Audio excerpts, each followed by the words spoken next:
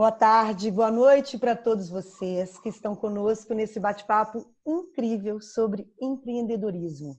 Eu sou Fernanda Ribeiro e é um prazer estar com vocês. Eu quero dar as boas-vindas aos nossos convidados, Facundo Guerra e Lisiane Lemos. É um prazer ter vocês aqui hoje.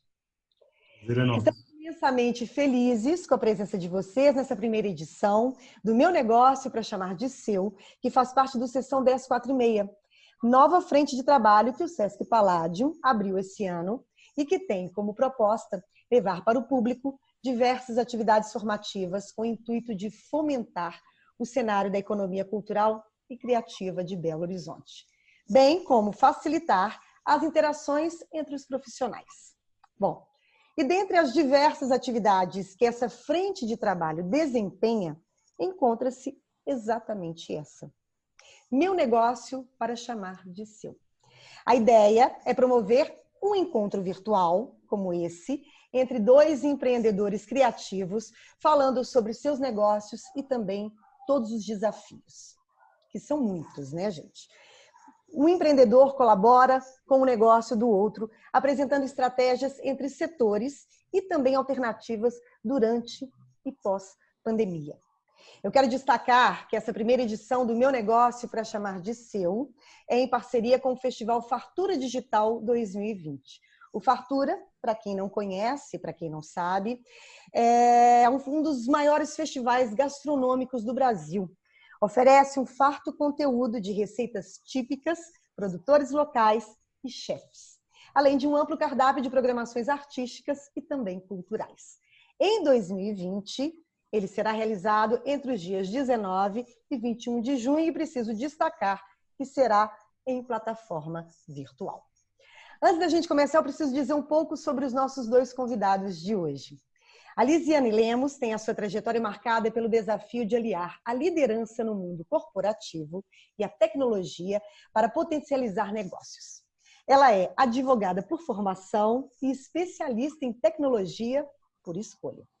Nascida em Pelotas, no interior do Rio Grande do Sul, tornou-se executiva de uma das multinacionais mais importantes do mundo, a Microsoft, e se engajou em movimentos pela inclusão de pessoas negras no meio corporativo, como Blacks at Microsoft, com mote do uso da tecnologia como instrumento de ascensão social. E fundou uma rede que busca ajudar empresas que têm algum tipo de política de diversidade a profissionais negros qualificados em suas áreas. Também participou do Comitê de Igualdade Racial do Mulheres do Brasil, organização da sociedade civil, liderada pela empresária Luísa Trajano, e foi cofundadora da Rede de Profissionais Negros, o primeiro coletivo focado em mundo corporativo no Brasil, que conta com mais de 8.000 membros em seu grupo atualmente. Sua atuação rendeu em 2017 reconhecimento pela revista Forbes como uma das jovens com menos de 30 anos que fazem a diferença no Brasil. E no ano seguinte, como uma das mulheres negras mais influentes do mundo pelo Most Influential People of African Descent da ONU na categoria Negócios e Empreendedorismo, ou seja, inspiradora. Facundo Guerra é um visionário. Criado dentro de uma linhagem totalmente corporativa, o empresário e ícone da noite paulista enfrentou um grande dilema profissional antes de abandonar o laço das corporações e arriscar ser sócio e dono dos próprios empreendimentos. Com mais de 10 negócios de sucesso voltados ao entretenimento, entre bares, espaços públicos, casas de show e o aplicativo Gig, lançado recentemente, ele atualmente impacta mais de 1,2 milhões de pessoas por ano. Com uma percepção de mundo ímpar que ultrapassa o valor monetário e estético do produto, Facundo acredita que para entender o que as pessoas querem, é preciso compreender os espaços e os locais que elas frequentam. Adepto da coragem de arriscar, da autoconfiança e, sobretudo, da aprendizagem que vem junto do fracasso, Facundo é um dos maiores empreendedores brasileiros quando os assuntos são inovação, economia criativa e comportamento do consumidor. No fim de 2017, Facundo Guerra lançou o livro Empreendedorismo para Subversivos, maravilhoso, que já arrebatou, no mesmo mês de lançamento, uma legião de fãs com seu jeito disruptivo de discorrer sobre novos negócios, visão de mercado e também empreendedorismo. Recebeu o prêmio de Cidadão São Paulo pelo Catraca Livre em 2015 e foi eleito um dos 100 empreendedores mais influentes do mundo pela revista norte-americana Good Magazine. E em 2016, o Homem do Ano pela revista VIP. Ou seja, currículo para esses dois não falta. Não é isso, gente? Não é isso, Facundo e Lisiane? Nossa Senhora! Quando você fala da minha... Sim, Desculpa, Lizzy, fala você. não, sempre tem aquela sensação, acho que você deve ter, será que sou eu mesmo? Eu fiz tudo isso? Não é?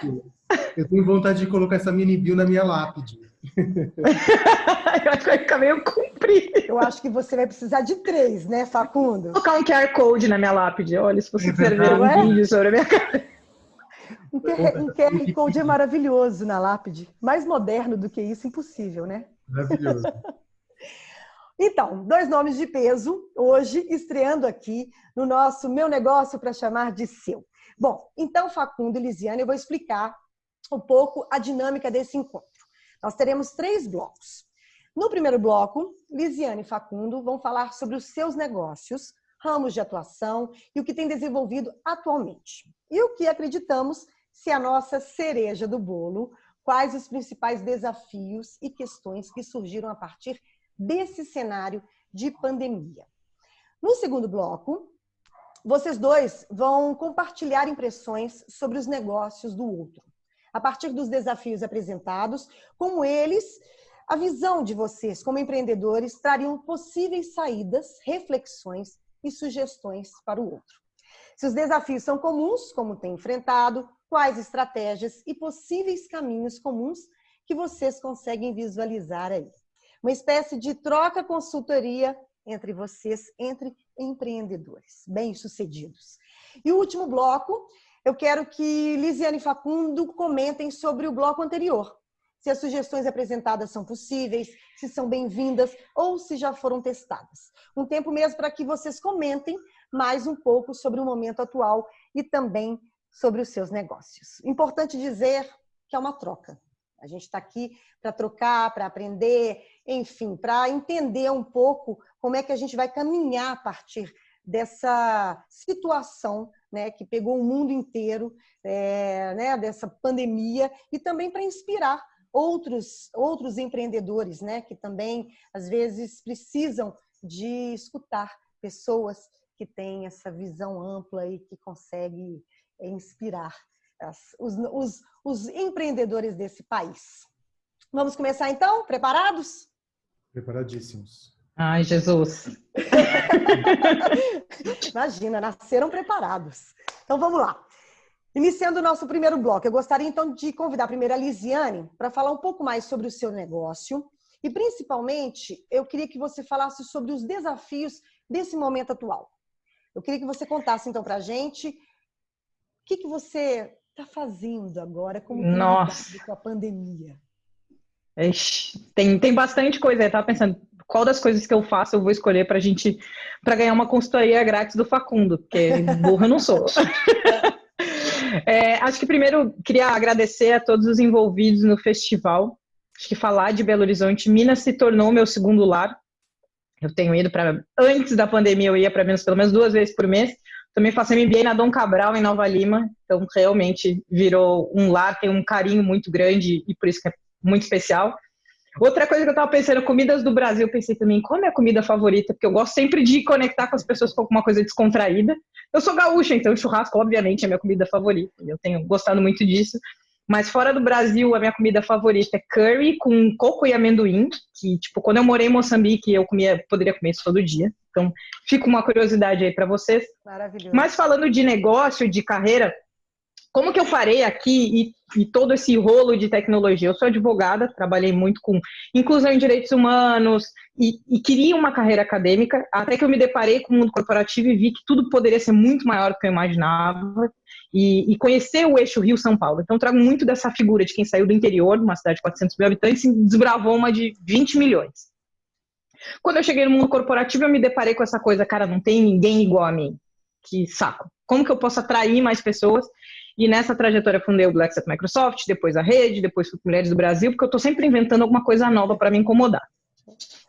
E nesses últimos tempos de quarentena, acho que o primeiro desafio, e falando de como readaptar antes de falar do negócio, foi que eu vim parar em Pelotas por acidente. Eu vim para o aniversário do meu pai, dia 14 de março, ia voltar dia 15, ia ficar 2 dias em São Paulo, ia voltar para Porto Alegre, ficar 2 dias, e assim ia. E acabei, e fazem 90 dias que eu tô aqui. Então eu não trouxe nada.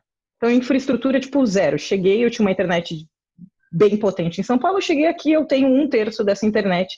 E acho que muita gente na pandemia está tendo desafio de conectividade. Acho que o segundo mesmo, aí falando de modelo de negócio, eu tenho uma carreira corporativa, uma das maiores empresas de tecnologia, mas eu tenho uma segunda carreira, que é de consultoria tecnológica e palestras para pequenos empreendedores. Porque, pegando muito no modo de negócio 2.5, utilizar todo esse aprendizado que eu tive nas 2 maiores empresas de tecnologia e converter ele de uma forma acessível. Num país onde 3% da população fala inglês, onde a gente tem desafio de conectividade, como que eu posso ser um tradutor? E eu rodava aí em parceria com o SESC, com o Sebrae, o Brasil todo fazendo palestra e treinamento, e agora a gente não pode fazer mais isso.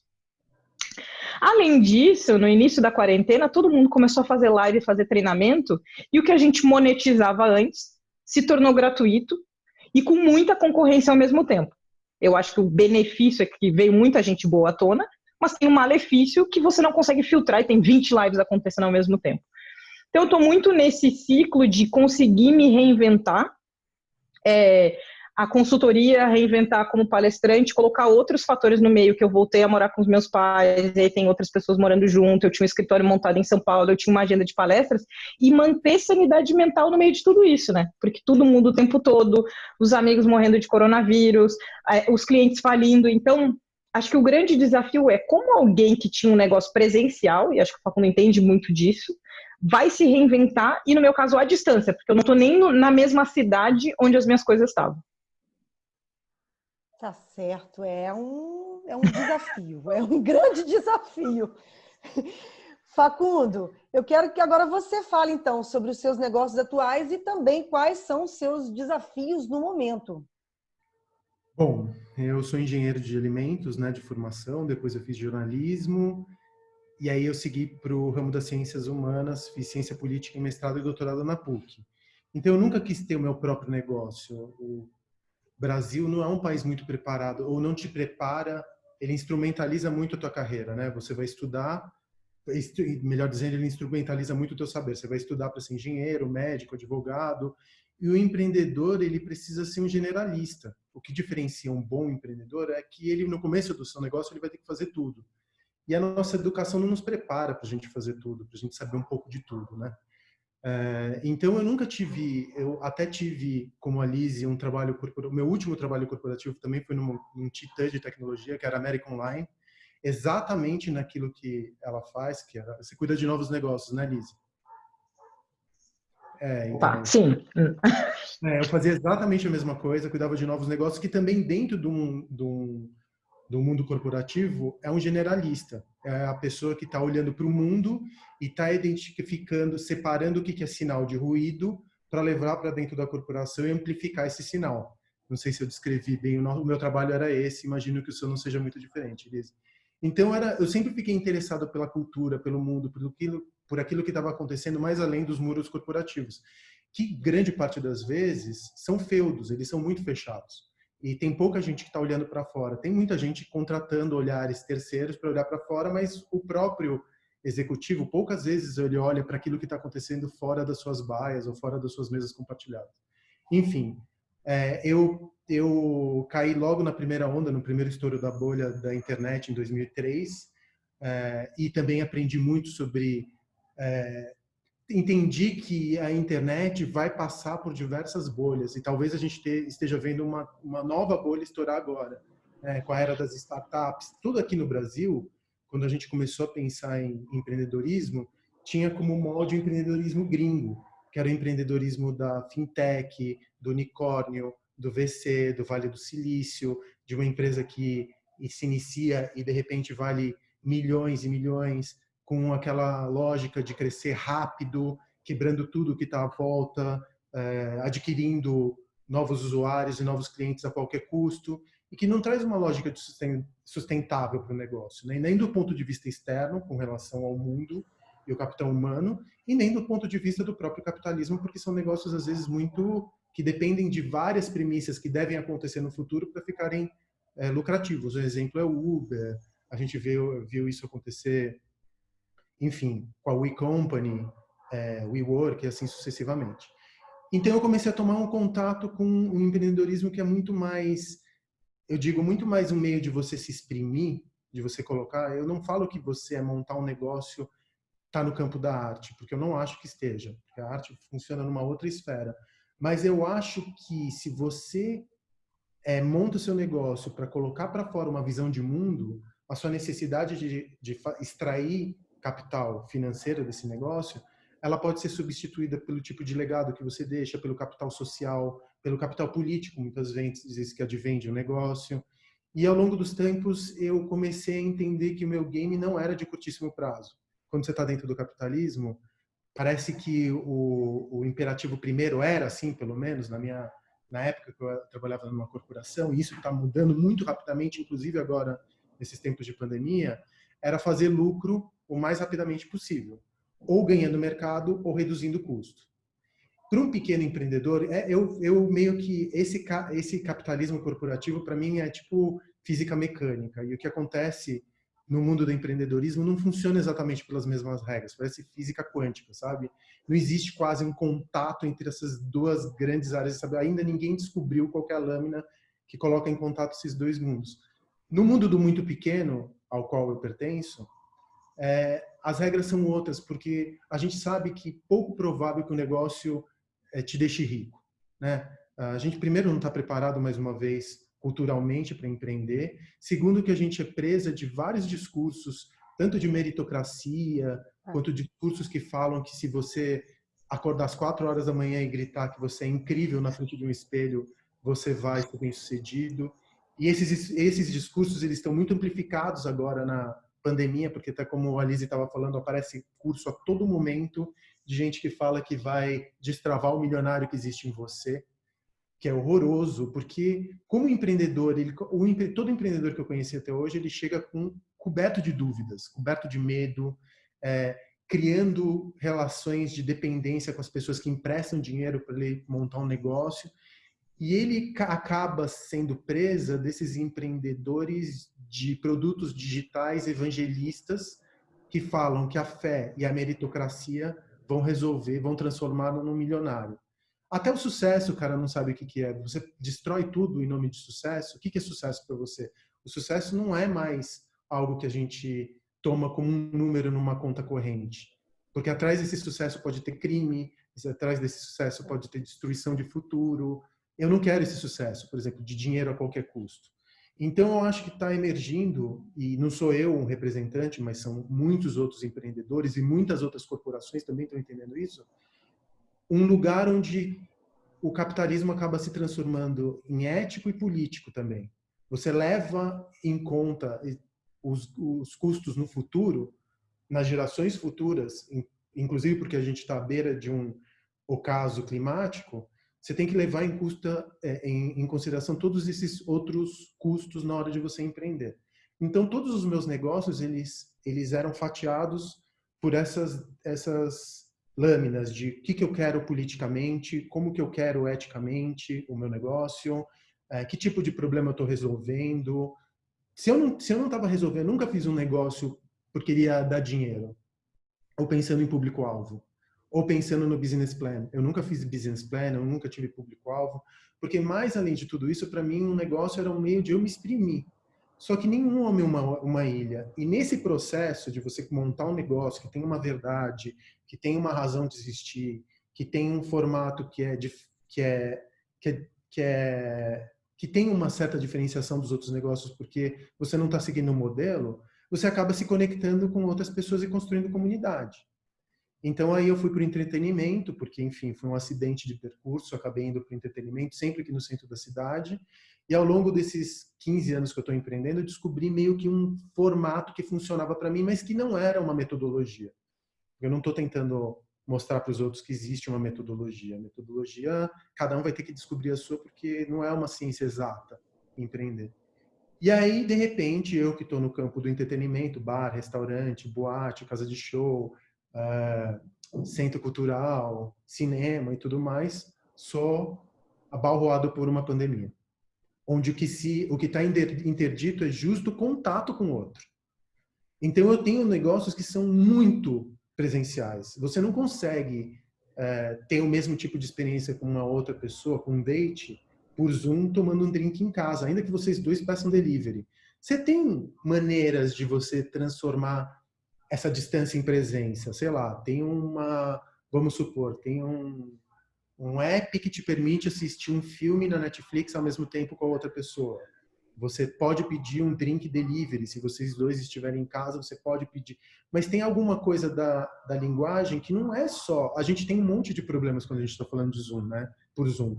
A gente não se entende, a tecnologia não funciona, ela ainda está numa fase... Ainda bem que temos a tecnologia nesse ponto, que ela é boa o suficiente, mas ela não é tão boa a ponto de prescindir o contato humano, porque muito da nossa fisionomia, da nossa linguagem corporal, ela não digitaliza bem.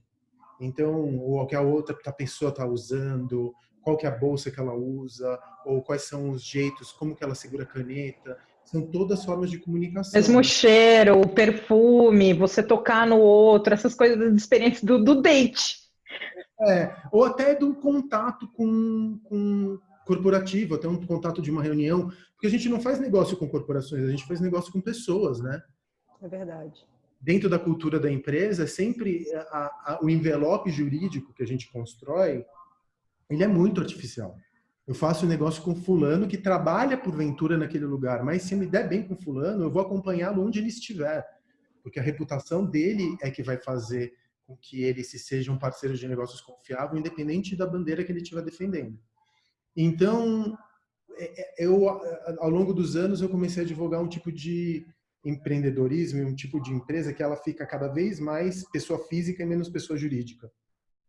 Ela cada vez mais se funde com o seu idealizador ou com o seu articulador. Eu nem gosto de pensar em dono, porque isso hierarquiza de uma maneira... Um dono não é um dono, ele é só um articulador. Quem faz a empresa é a Lise, e a Lise representa da forma como ela cuida das coisas. Ela é uma maneira como a empresa, no final das contas, acaba sendo... Desculpa, eu tô com visitas em casa. Zoom, né, gente? Inclusive dos encontros virtuais, né, gente? É isso, gente. Eu falei todas as reuniões na quarentena, é exatamente esse ponto. Tem a participação. Na primeira semana, a minha avó apareceu em todas as reuniões. E numa reunião com um cliente, assim, super estratégico, passou o caminhão do camarão com a música do Jornal Nacional. É isso, gente. Mas quer saber de uma coisa? Eu tenho achado isso bonito, sabe? Eu também.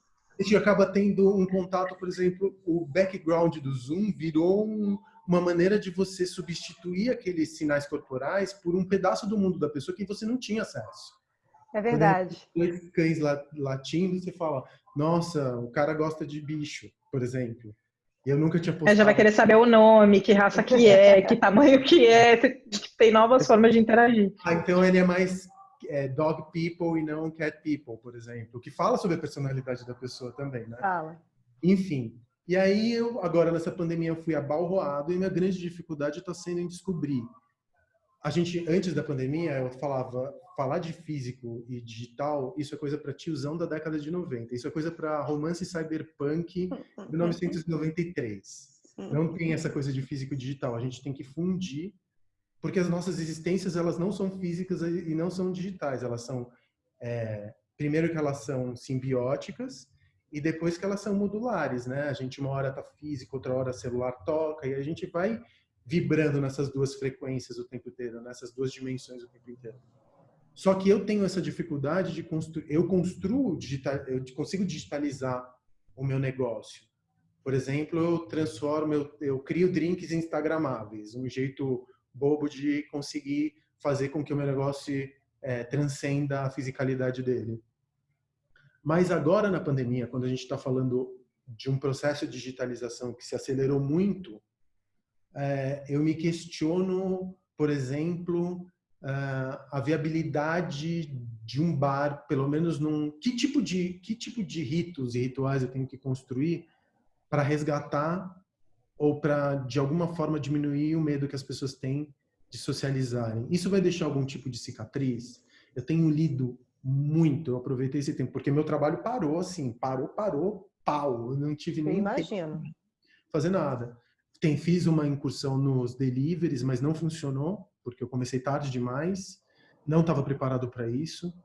Comecei tarde demais e fiz porque tinha que fazer, porque eu não queria desistir. Não queria fazer isso, mas entrei no mercado super saturado. E agora, e eu tinha preparado, mais uma vez, eu queria fazer um curso de empreendedorismo, porque eu quase sou o anticristo dos coaches. Eu tenho um ódio mortal aos coaches. Desculpa se estava ouvindo.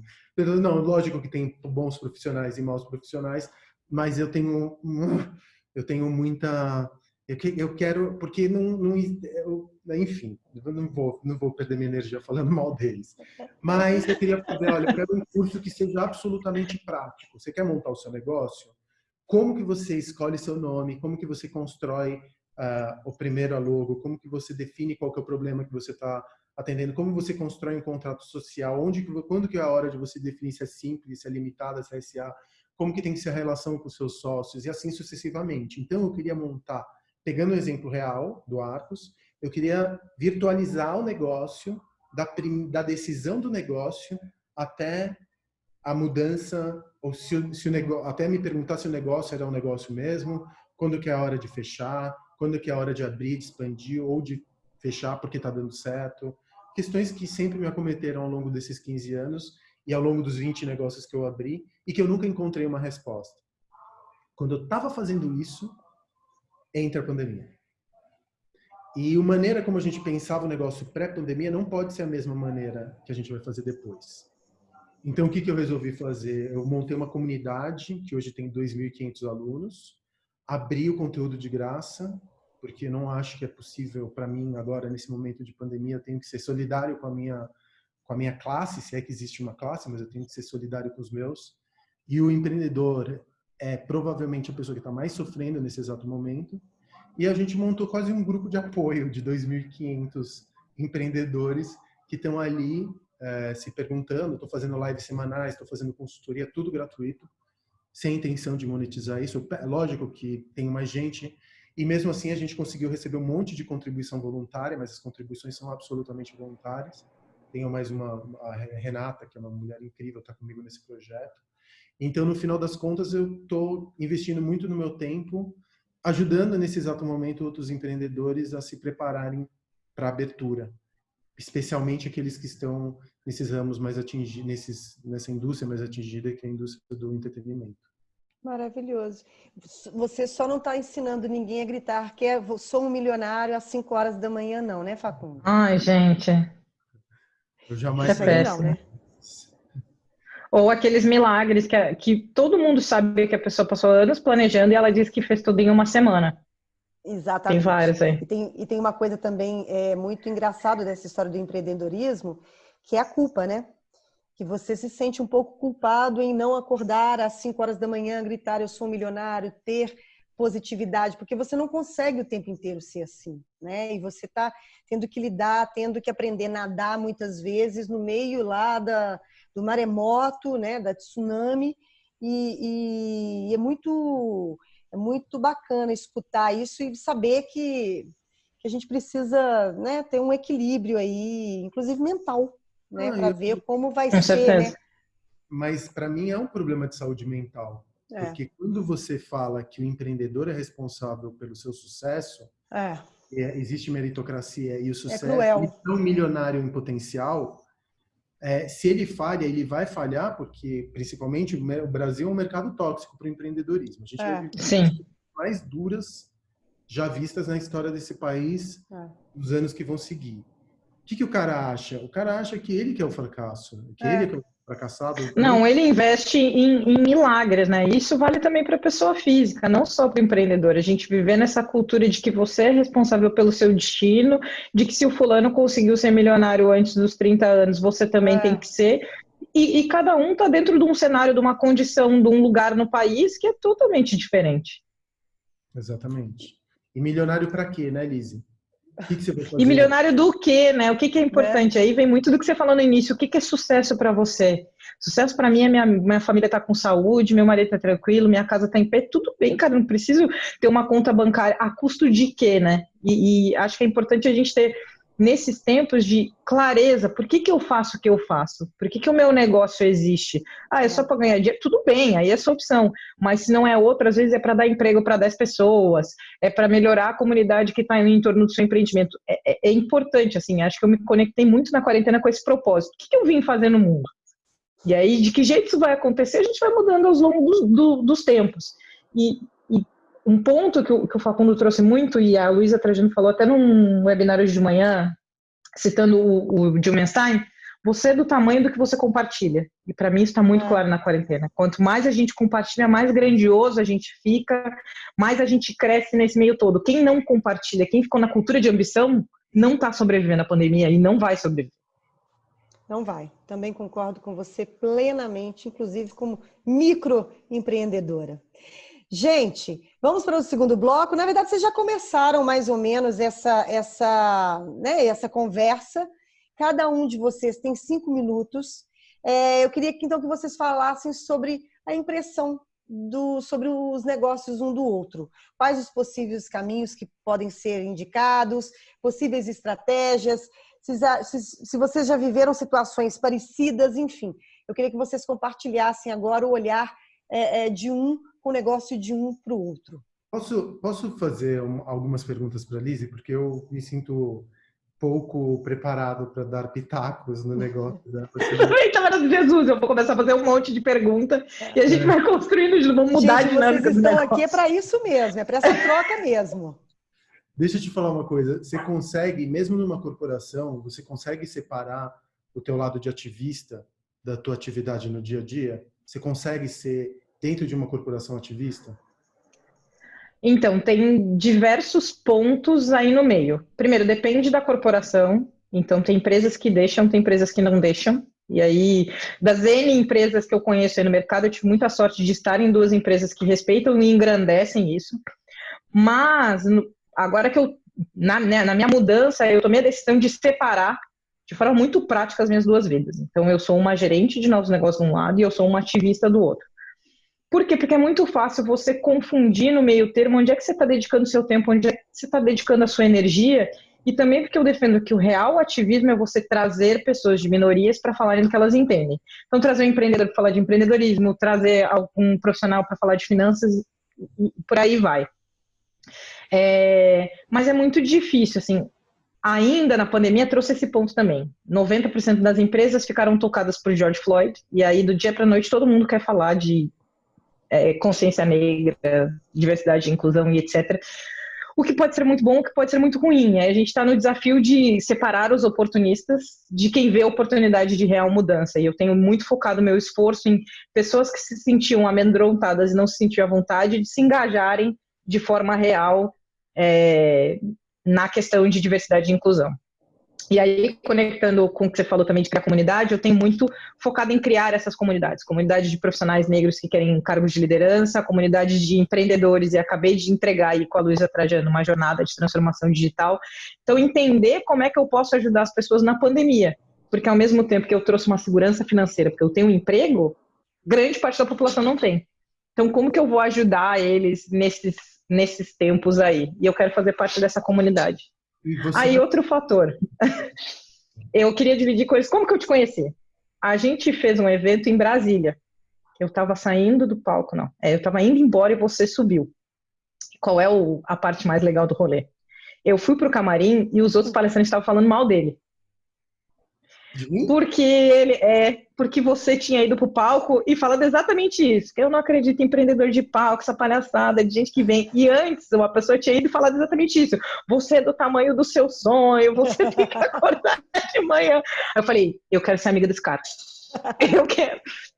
Finalmente alguém fala a verdade. Mas eu tava tão irritada com os outros palestrantes que, tipo, terminou minha fala, eu fui embora. Mas é engraçado ver as marcas que a gente deixa quando a gente é genuíno e honesto com o que a gente acredita. Eu sei exatamente qual foi. E nesse tipo, especialmente virulento, porque meu ex-sócio, que era um sócio Tava lá! de uma maneira horrível, ia falar depois de você. Falar depois de mim. Então eu fiz questão de deixar um monte de minas armadas para ele, porque eu sabia que a nossa visão de mundo era completamente diferente. E isso que não tinha funcionado dentro da nossa sociedade. Então eu Esse falei, evento mesmo. esse dia eu fui especialmente apimentado no discurso. Que bom que falaram mal, então funcionou.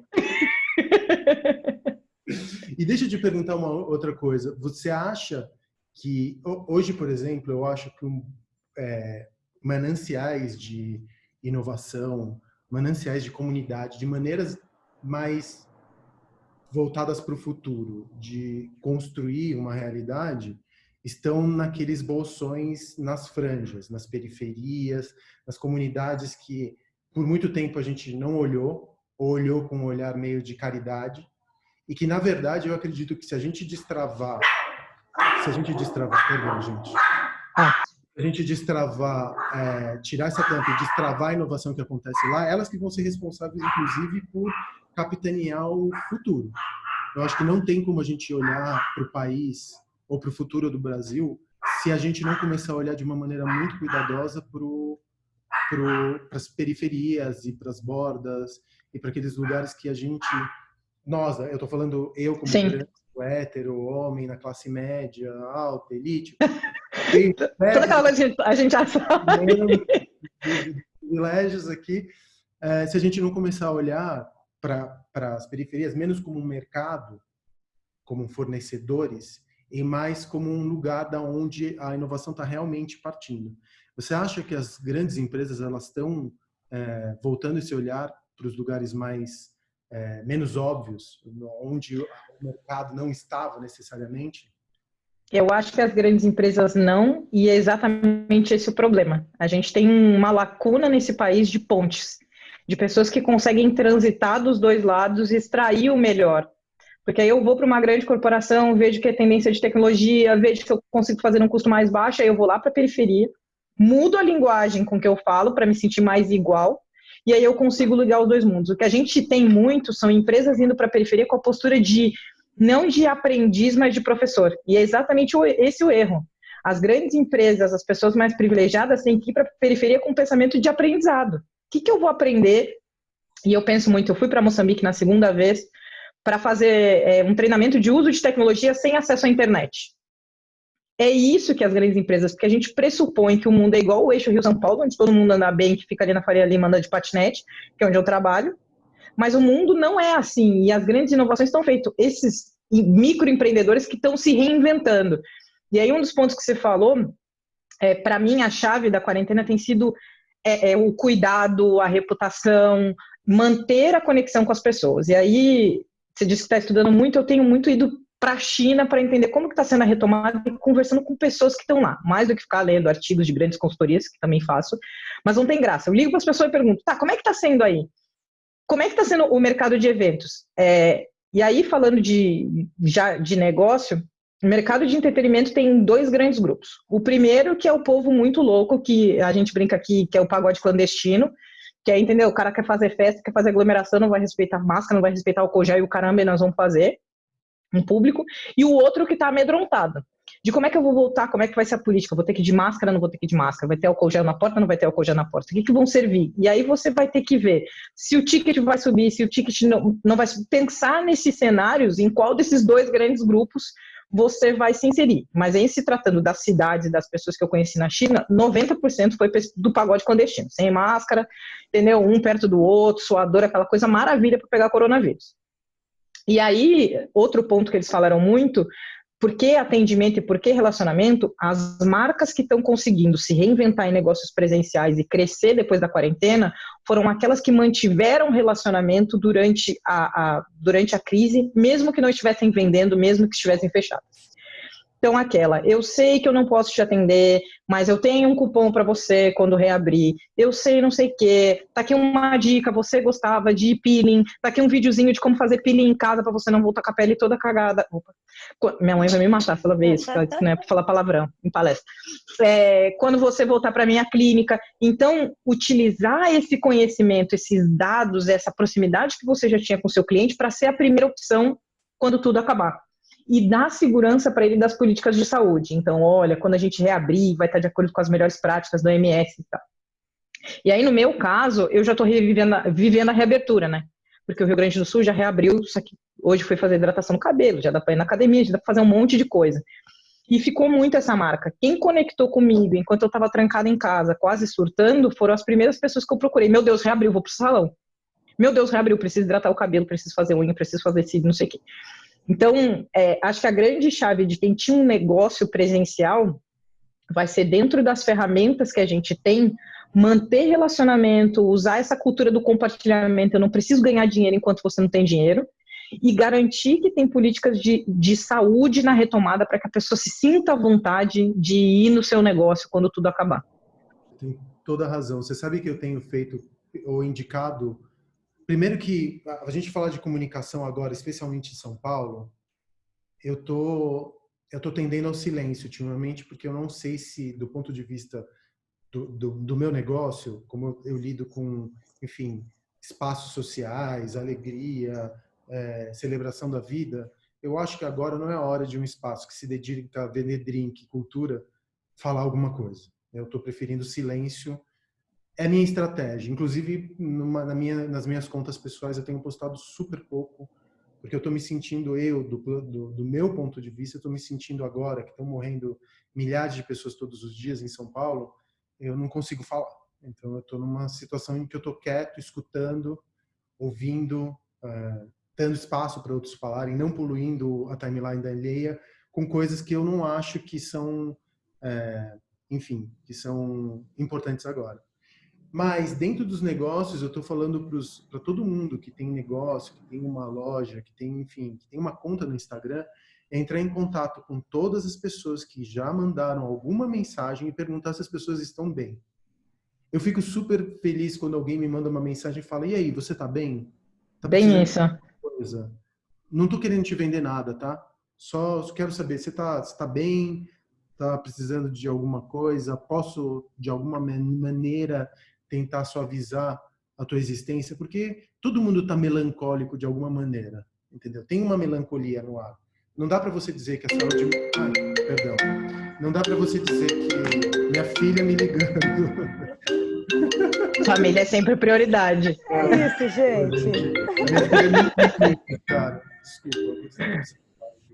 E Mas aí, o meu celular não toca, isso é um problema. e aí entra diretamente na conta do iMessage aqui, perdão. Então, eu estou recomendando que todo mundo procure as pessoas e pergunte. Dessa maneira, sabe? Transformar o que era uma pessoa jurídica fria, voltada só para vendas, voltada só para o funil, voltada só para... Humanizar. Para uma coisa, olha, tem uma pessoa que está aqui atrás que está apanhando tanto quanto você, tem uma melancolia que nos liga. Eu acho que é uma das poucas vezes na história da humanidade que a melancolia ela é coletivizada, o fracasso é coletivizado, o fracasso sempre foi uma vergonha, né? Sempre foi alguma coisa que você escondia do outro. E eu acho que é a primeira vez que o fracasso agora é compartilhado. E nesse sentido ele é humanizado, é uma dor da espécie. E uma outra coisa que eu estava pensando também é que, por exemplo, eu não estou conseguindo enxergar o que está acontecendo na China, por exemplo, agora, em termos de reabertura, ou mesmo na França, ou mesmo nos países onde a pandemia bateu mais forte, como a Itália, uma analogia com o que está acontecendo aqui, por causa da nossa desigualdade social, por causa da nossa relação centro e periferia, por causa do racismo estrutural. Eu não consigo entender que a pandemia, os protocolos que funcionaram, eu não estou falando dos protocolos sanitários. Sim, eu entendi o seu ponto. Os exemplos que aconteceram de reabertura... É tão diferente que eu penso, putz, não tem, esse negócio não vai funcionar aqui. Então eu tenho determinados momentos, eu não sei, às vezes eu vejo a euforia da reabertura e eu falo, gente, a gente está caminhando, que eu Pro sei que caos.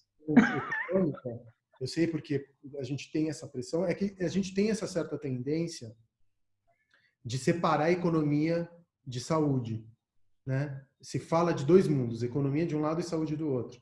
E não é, Nesse momento, eles estão interligadíssimos. eles estão fundidos um ao outro.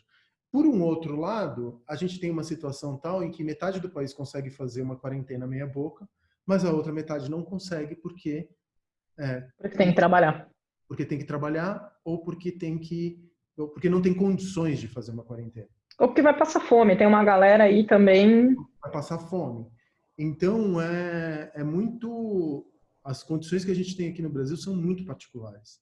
Então, eu vejo que tem uma falta de conscientização. Você fala, está tendo... tem exemplos de festas acontecendo tanto do lado da elite, em Jurerê Internacional, aquelas festas de elite com Ferraris, quanto na quebrada com o pancadão rolando solto. Mas isso mostra que também a gente é uma sociedade que a gente não consegue pensar no todo, né?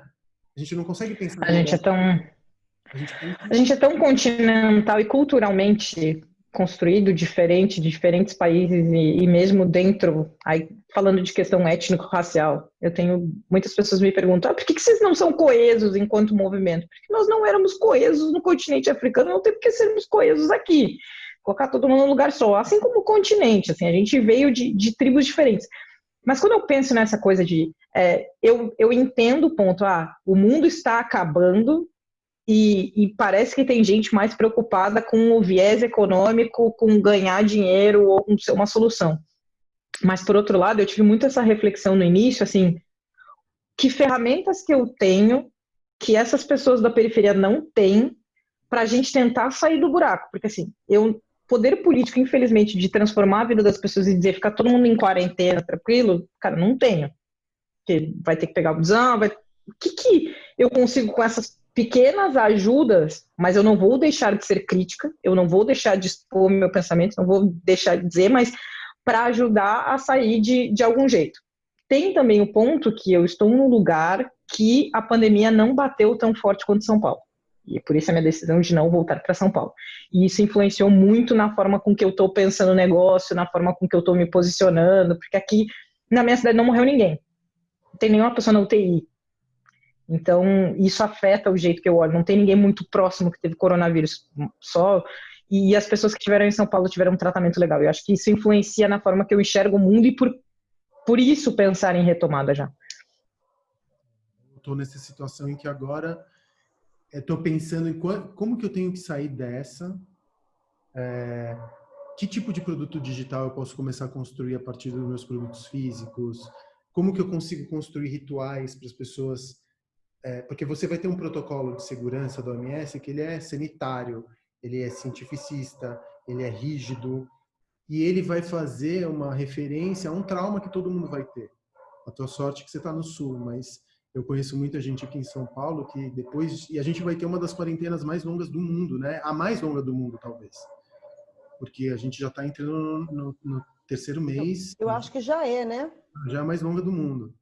De um país que já tem uma das taxas de ansiedade e depressão maiores no mundo. De uma cidade cujas taxas de saúde mental, ou a condição da saúde mental da população paulistana, já é uma das piores do mundo. Então, certamente a gente vai sair com cicatrizes horrorosas dessa pandemia, né? Porque a gente ainda vai enfrentar uma crise econômica que ainda nem começou, ou mal dá para perceber só os primeiros efeitos dela. E aí eu estou me perguntando, nesse cenário, como que as pessoas vão consumir? O que elas vão consumir? Por qual preço? As pessoas estão cozinhando em casa. Uma das coisas muito legais que aconteceu nessa quarentena é que todo mundo foi fazer pão de fermentação natural, classe média, né? Foi fazer pão de fermentação natural e foi descobrir a gastronomia e a culinária.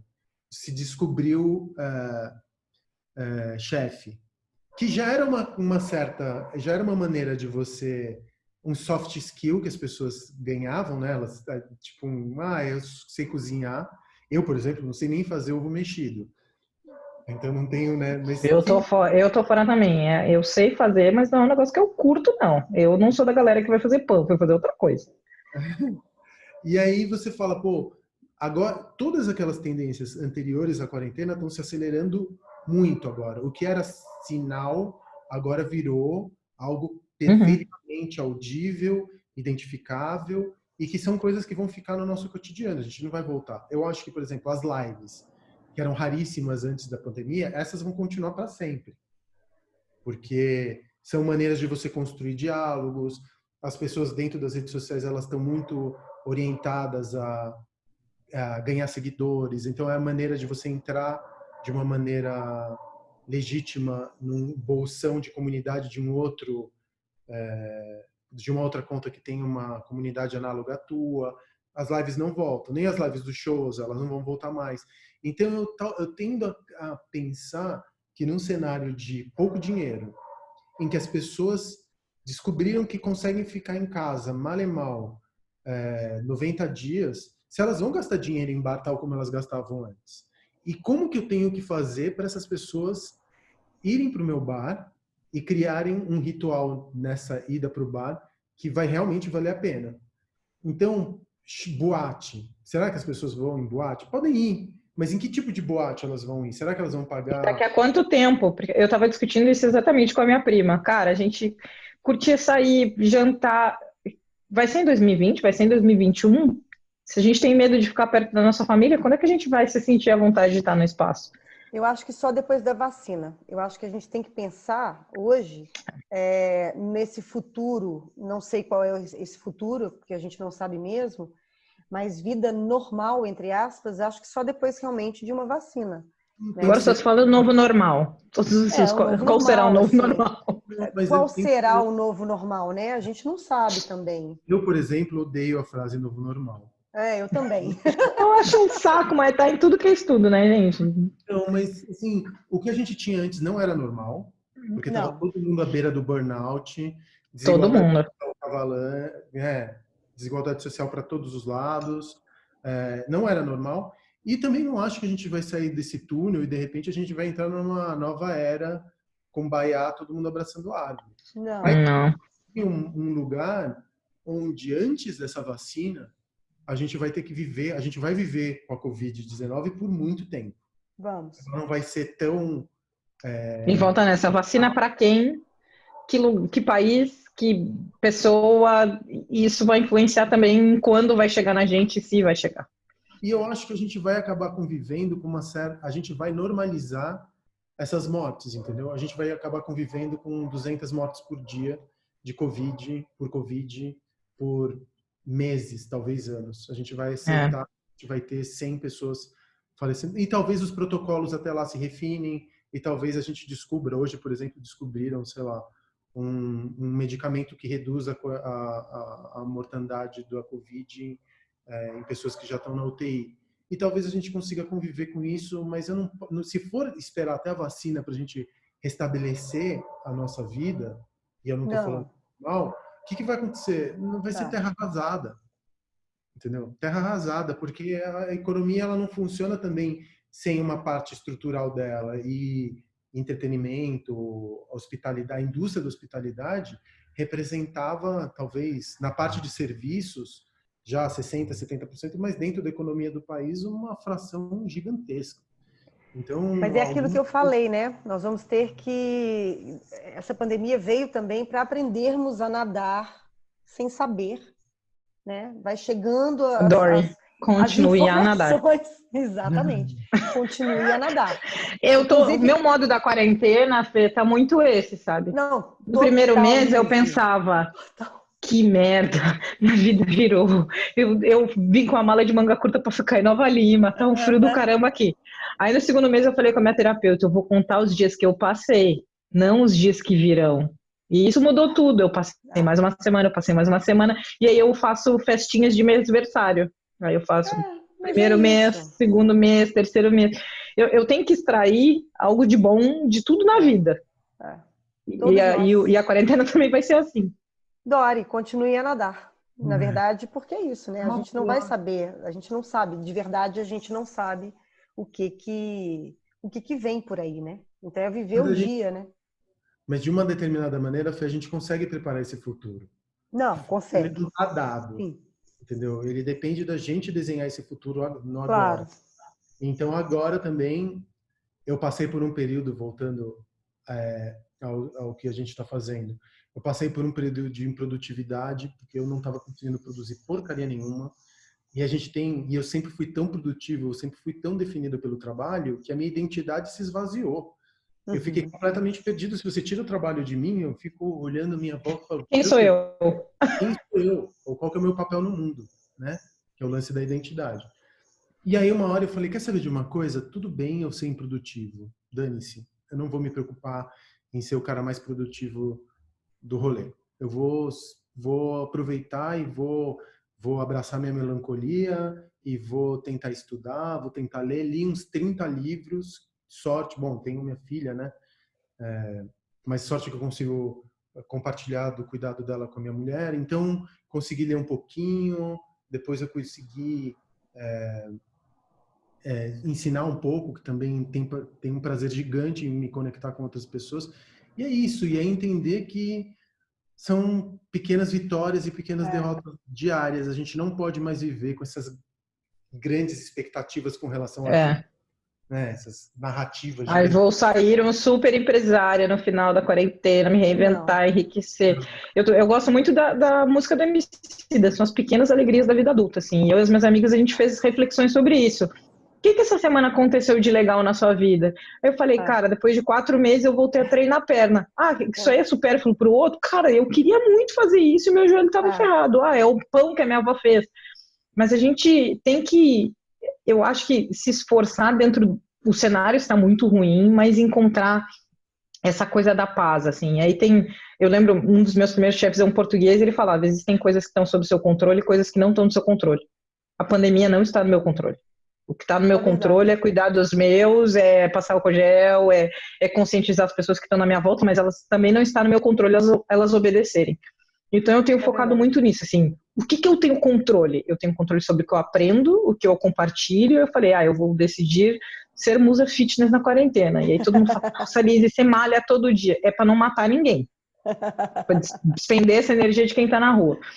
O que eu não tenho controle? Não tenho controle sobre os meus clientes, que o faturamento caiu pra caramba, as palestras que eu deixei de fazer, que era um negócio que eu amava, mas que eu tenho controle, produzir conteúdo novo das coisas que eu aprendi, ler um livro, fazer uma resenha para alguém, ajudar um empreendedor de periferia que precisa disso, dar 1 hora de consultoria grátis. Então eu tenho muito focado no que eu posso extrair do conhecimento que eu tenho e doar para o outro nesse tempo de quarentena e construir novas comunidades, construir um networking, coligar pessoas. Então tem sido as minhas experiências transformadoras de quarentena.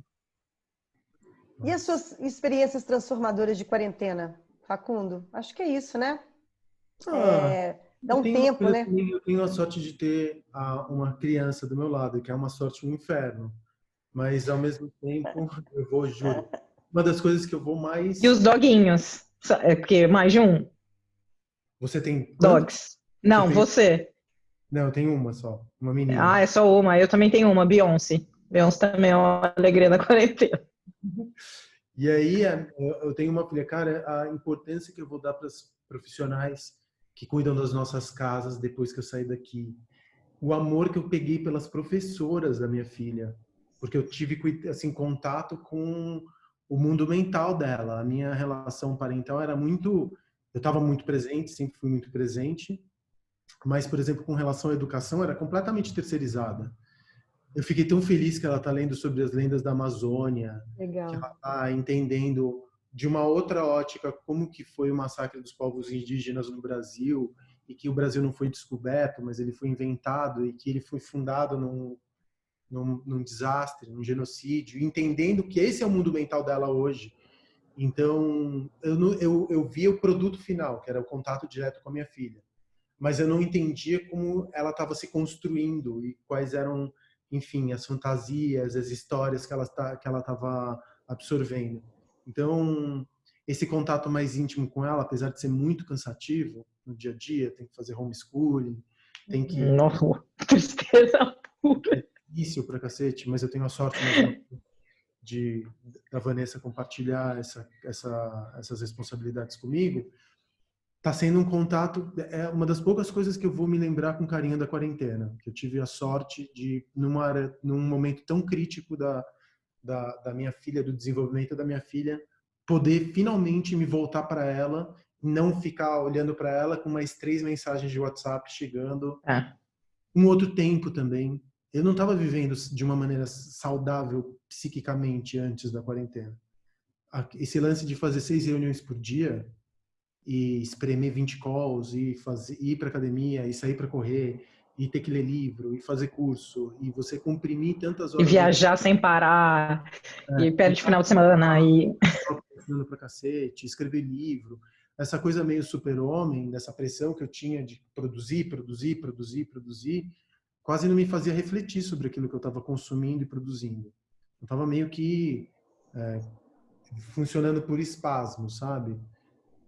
O lance do menor, do pequeno, do miudinho, sabe? Daquelas coisas que te fazem brilhar os olhos. Pô, ler pra cacete, que é uma coisa, desculpa pelo palavrão, ler muito, que é uma coisa que eu tinha um prazer, mas às vezes eu estava um mês inteiro sem pegar num livro, porque não dava tempo. Eu consegui ler 30 do começo do ano para cá. Eu acho que essa valorização mesmo, né, das pequenas coisas que a correria da vida não estava deixando a gente enxergar, né? Desde a convivência com a filha, a convivência com os bichos ou com os pais, enfim, ler livros, ver filmes, mais filmes.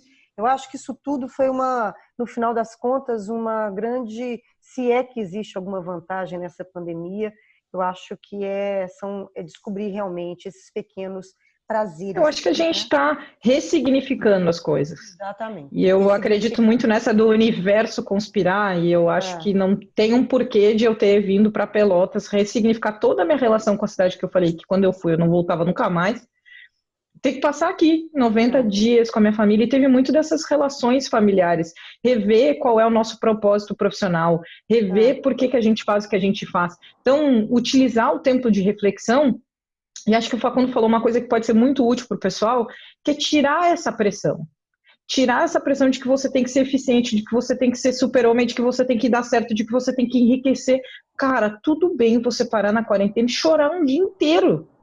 Porque tá difícil para todo mundo. Veio uma cultura de vulnerabilidade também, sabe? Eu sou humana. Pô, porque você vê na rede social, meu Deus, ela é poderosa, ela viaja, ela faz isso, faz aquilo. Sempre chora um dia inteiro pelas pessoas que você perdeu, pelos vínculos. E tudo bem. Mas, e tudo bem também, tenho visto, de você também ficar feliz no meio desse tempo, com essas pequenas coisas, porque senão a gente se priva, mas tem um monte de gente sofrendo, eu não posso ficar feliz, senão a gente não vai sobreviver, a gente não vai ter sanidade mental para escapar do pós-pandemia. Gente, a gente está caminhando para o final. Eu queria que vocês rapidamente mesmo, porque o nosso tempo tá esgotado, considerações finais. Vocês têm enfim, a gente já falou muito sobre o que a gente, como está lidando nessa pandemia, como está fazendo, o que pode ser talvez o futuro. Mas assim, para quem está escutando vocês, que são empreendedores, que seja na área criativa ou em outras áreas, rapidamente eu queria que vocês dois falassem não sei, um conselho, uma dica, uma frase, um estímulo para todas essas pessoas que estão nos ouvindo agora. Nos vendo, né?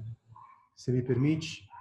Uma das coisas que eu mais aprendi nessa quarentena foi ouvir vozes diferentes da minha, sair da minha bolha epistemológica, da minha bolinha cultural e começar. Eu tentei, por exemplo, conversar com pessoas que eram radicalmente diferentes de mim do espectro político. Comecei a falar, olha, muita paciência, mas entender por que as pessoas acreditavam em, por exemplo, quarentenas verticais, elas entenderem por que o movimento antifascista era fascista, na verdade fascista, entender porque, enfim, eu fui tentar traçar pontos de diálogo com pessoas completamente diferentes da minha e também ouvir pessoas diferentes de mim. Um dos meus maiores professores nessa pandemia foi o Emicida. Então, se eu posso falar alguma coisa, se tem uma palavra final, ouçam o Emicida, não só como artista, mas como pensador também. Ele foi um que me ensinou muito. de uma perspectiva completamente diferente da minha e de uma maneira simples, que penetra fundo, porque ele é um poeta também.